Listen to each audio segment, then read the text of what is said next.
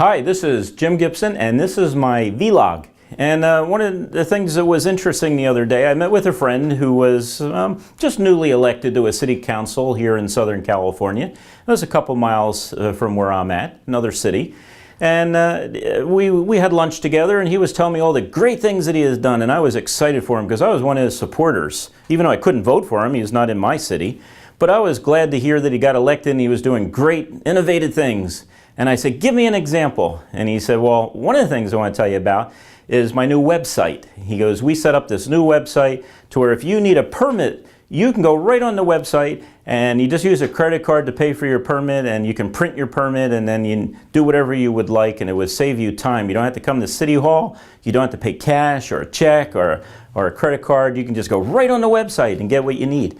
And I said, well, great. Tell me how it works. And he says, well, you know what I do? Let's say your hot water heater goes out. You enter in on this website and you type in all the information and you put your credit card number, and we'll just charge you for the permit and you replace the hot water heater.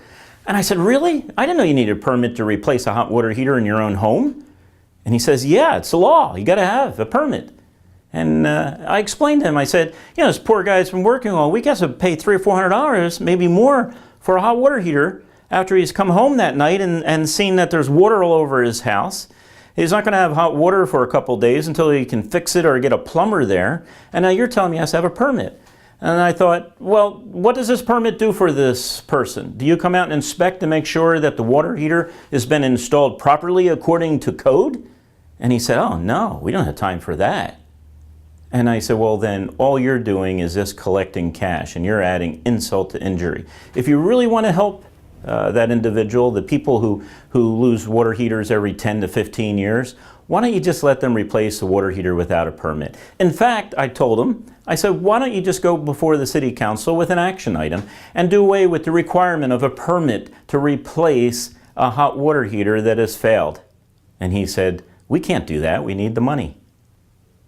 You know, elected officials are supposed to represent the interests of the taxpayers and the citizens of this country, not the interests of the organization that they happen to be elected to. Your first loyalty should be to the taxpayers and making sure that the organization you work for supports the taxpayers. Again, this is Jim Gibson with electgibson.com. Please visit my website. Thank you for watching my vlog. Oh, by the way, my friend doesn't return my calls anymore, and I don't think we're ever going to have lunch again.